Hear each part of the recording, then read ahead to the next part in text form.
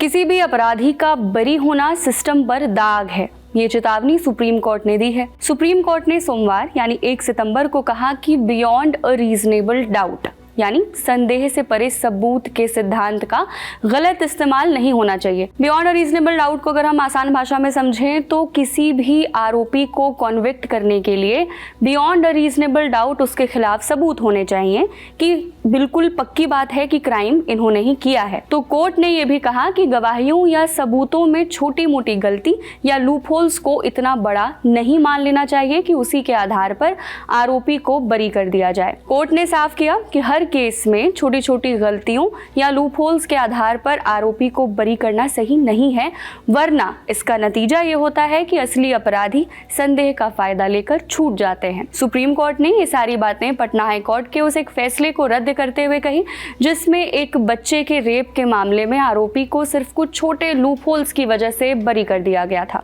Supreme court में justice Sanjay Kumar और justice Satish Chandra Sharma की बेंच ने कहा, ये पूरे सिस्टम की नाकामी है कि कोई अपराधी, खासकर इतना गंभीर यौन अपराध करने वाला, सिर्फ कानूनी पेचीदगियों का फायदा उठाकर छूट जाए और पीड़ित को इसका पता भी न चले और ना ही वो उसे रोक पाए।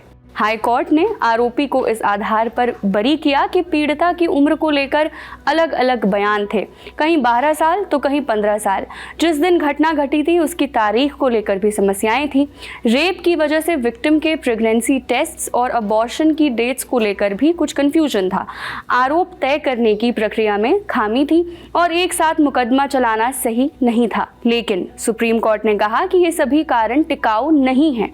ये सभी चीजें केस में इतनी जरूरी नहीं है कि किसी रेपिस्ट को खुला छोड़ दिया जाए। सुप्रीम कोर्ट ने कहा, पॉक्सो में बस ये साबित करना होता है कि लड़की 18 साल से कम थी तो 12-15 साल की उम्र का फर्क मायने नहीं रखता।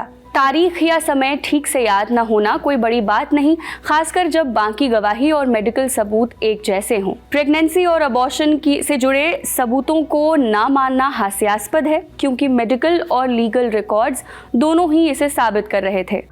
कुछ गलत चार्जेस फ्रेम कर दिए गए हैं वाले आरोप के बारे में कोर्ट ने कहा कि जॉइंट ट्रायल्स के मामले में, यानी ऐसे केसेस जिसमें एक ही अपराध में कई सारे छोटे अपराध और उनसे जुड़े चार्जेस लगा दिए जाते हैं, ऐसे केसेस में कोर्ट ने कहा कि सिर्फ इरेगुलरिटी यानी प्रक्रिया में हल्की गड़बड़ी से बरी आरोपी को पूरे केस से ही बरी नहीं किया जा सकता जब तक ये साबित न हो कि इससे सच में प्रेजुडिस या मिसकैरेज ऑफ जस्टिस हुआ है, यानी न्याय नहीं हुआ है। कोर्ट ने कहा, क्रिमिनल केसेस में अपराधी के वकीलों को लगता है कि हम सामने वाले के आर्ग्यूमेंट्स में से छोटा मोटा लूपहोल निकाल लेंगे और हमारा क्लाइंट बच जाएगा, पर ऐसे ही कई अपराधी भी छूट जाते हैं और ये समाज के लिए उतना ही खतरनाक है। असली अपराधी के बरी होने से समाज में सुरक्षा की भावना टूटती है और क्रिमिनल जस्टिस सिस्टम पर धब्बा लगता है। इसलिए ज़रूरी है कि निर्दोष को सज़ा न मिले, लेकिन उतना ही ज़रूरी है कि अपराधी डाउट्स और कुछ गलतियों का फ़ायदा उठाकर बरी ना हो पाए। इस खबर में फ़िलहाल इतना ही। मैं हूं कनुप्रिया, देखते रहिए द लल्लन टॉप। शुक्रिया।